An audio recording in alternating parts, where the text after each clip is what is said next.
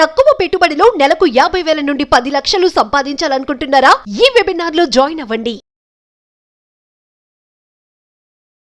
Hi hello నమస్తే, welcome back to Suman TV. ప్రస్తుతం మనతో పాటు ఉన్నారు మొమెంటమ్ ఇన్వెస్టర్ వినోద్ కుమార్ గారు. సార్తో మాట్లాడదాం. నమస్తే సార్. నమస్కారం అండి. సార్, మీరు ప్రీవియస్ ఫార్మా స్టాక్స్లో ఇన్వెస్ట్మెంట్ చేయమని చెప్పారు, మంచి రిటర్న్స్ వస్తాయని. అవి ఇప్పుడు చూసుకుంటే బాగా పెరిగాయి. మరి ఏ స్టాక్లో ఇన్వెస్ట్మెంట్ చేస్తే బాగుంటుందంటారు? ప్రస్తుతం ఉన్న సిచ్యువేషన్లో ఏమైందంటే మార్కెట్ చాలా సెక్టర్స్ ఎక్స్పెన్సివ్ అయిపోయి, so IT and pharma pickup అవుతున్నాయి. అవి కూడా లాస్ట్ 1-2 monthsలో మంచి రైజ్ వచ్చాయి.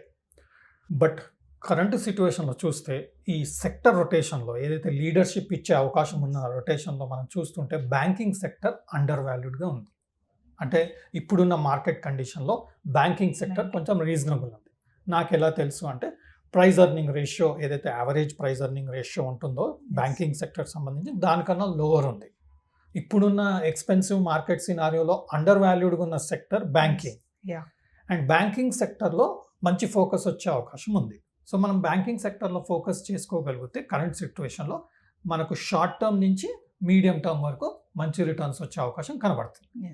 సార్, మనం ఇప్పుడు పోర్ట్ఫోలియో క్రియేట్ చేసుకోవాలి అంటే దీంట్లో ఎలా క్రియేట్ చేసుకోవాలంటారు? ఫస్ట్ థింగ్ ఏంటంటే మనం బ్యాంకింగ్ సెక్టర్లో ఫోకస్ చేయాలంటే 3 ఆప్షన్స్ ఉంటాయి. మనం ఒకటి banking stocks like SBI, ICICI bank, HDFC bank. ఇది ఒక మెథడ్. డైరెక్ట్గా మనం లార్జ్ క్యాప్ స్టాక్స్ ఫోకస్ చేయడం, లేదా మిడ్ క్యాప్, స్మాల్ క్యాప్ చూసుకోవడం.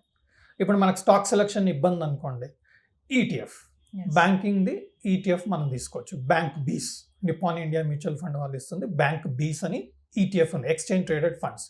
అంటే బ్యాంకింగ్ సెక్టర్ రైజ్ అయింది అనుకోండి, ఈటీఎఫ్ కూడా రైజ్ అవుతుంది. సో మన ఈటీఎఫ్ మీద ఫోకస్ చేయొచ్చు.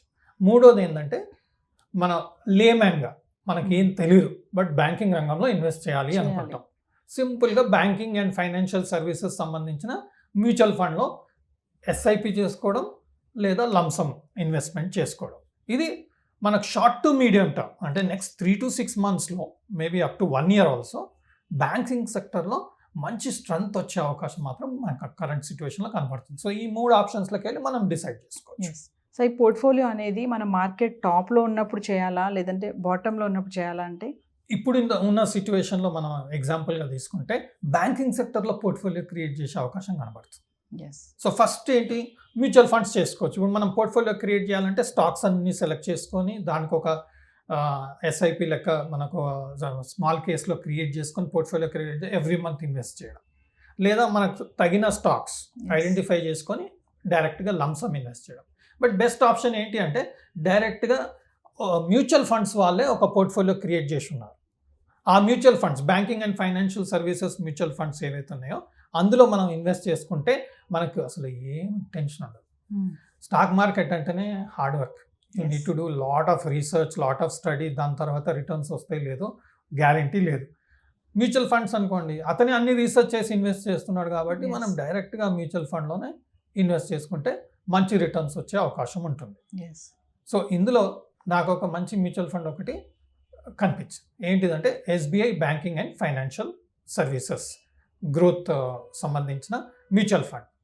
మనకు జనరల్గా మ్యూచువల్ ఫండ్ అనగానే ఫస్ట్ ఏ రంగం, బ్యాంకింగ్ రంగం క్లియర్ అయ్యాం.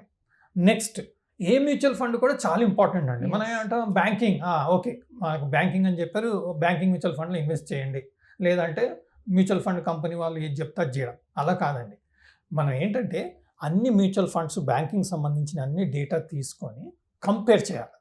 కంపేర్ చేస్తే ఏ మ్యూచువల్ ఫండ్ కన్సిస్టెంట్గా గ్రో అవుతుంది, అంటే బ్యాడ్ టైమ్స్లో కూడా మనకు గ్రోత్ ఇచ్చింది, అంటే వాళ్ళ పోర్ట్ఫోలియో అలొకేషన్ బాగుంది, అంటే మార్కెట్ పడేటప్పుడు కూడా పెరిగే స్టాక్స్ మీదకు వాళ్ళు షిఫ్ట్ చేస్తున్నారు ఫండ్స్ని. That's a smart investment. So అందుకే మనం ఏంటంటే ఒక 5 to 10 years వాళ్ళ పర్ఫార్మెన్స్ ఎలా ఉంది, ఫండ్ టు ఫండ్ పర్ఫార్మెన్స్ చూసుకోవడం. అందులో నాకు నచ్చిన పర్ఫార్మెన్స్ ఏంటంటే SBI banking and financial services సంబంధించిన మ్యూచువల్ ఫండ్ కన్సిస్టెంట్గా గ్రోత్ ఇచ్చింది. మిగతా mutual funds up and down చేసింది మధ్యలో. So that is not suggestible. So it is better to stick to mutual fund which is consistently giving returns. ఇప్పుడు last 1 year నుంచి actually banking stocks పెద్దగా perform చేయలేదు, but better returns ఇచ్చింది SBI banking and financial services. So better to focus on SBI. ఇది ఒక understanding. Next ఏంటంటే fund manager. Fund manager experience కూడా count చేసుకోవాలి, తన క్వాలిఫికేషన్ చూసుకోవాలి. అతను MBA, CFA ఇవన్నీ చేశాడు. He has also done engineering. So he's got better understanding and almost more than 15 years experience in different companies, Goldman Sachs ఇలాంటి company. So ఒక assurance, okay the man who is handling this mutual fund is a good guy అనేది మనకు ఒక clarity వస్తుంది.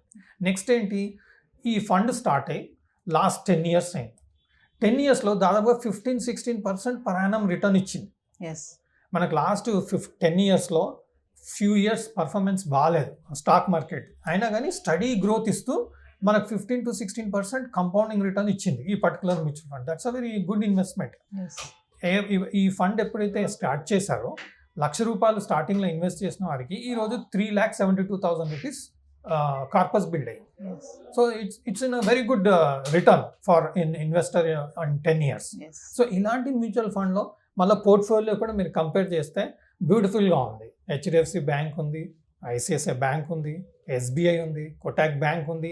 Certain ప్రపోర్షన్లో డీసెంట్గా allocation చేసి మంచిగా investment చేసి ఫైనాన్షియల్ సర్వీసెస్ సంబంధించిన కంపెనీస్, బ్యాంకింగ్ సంబంధించిన కంపెనీస్ అన్నీ ఇన్వెస్ట్ చేసి ఒక పోర్ట్ఫోలియో క్రియేట్ చేసి దాదాపు 60-64 స్టాక్స్ పోర్ట్ఫోలియోలో ఉంది. So it's an easy way for a layman, even for professionals, because మనం అంత డెప్త్కి వెళ్ళి స్టడీ చేయలేం.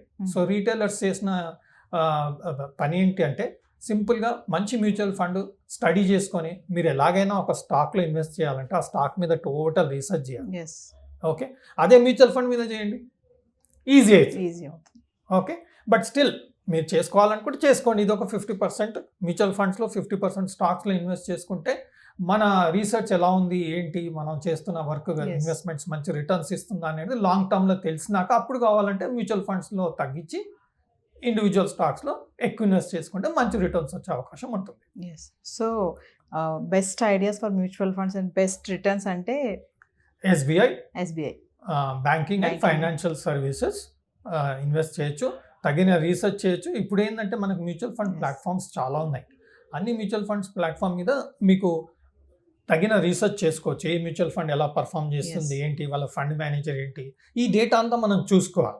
సో ఆ స్టడీ అంతా చేస్తే కంపారిటివ్ పీర్ కంపారిజన్ ఇవన్నీ కంపేర్ చేస్తే SBI banking and financial services fund నాకు మంచిగా అనిపించింది. Even I'm also planning to do it because నాకు వేరే దాంట్లో కూడా ఇన్వెస్ట్మెంట్స్ ఉన్నాయి, దీంట్లో కూడా స్టార్ట్ చేయాలని ఆలోచనలో ఉన్నాను. Thank you sir.